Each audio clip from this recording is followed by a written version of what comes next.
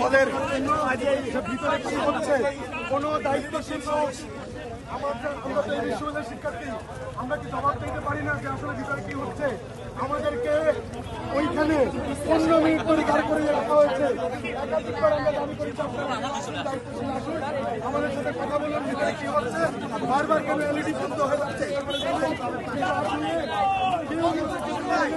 কোনো দায়িত্বশীল লোক আসে নাই।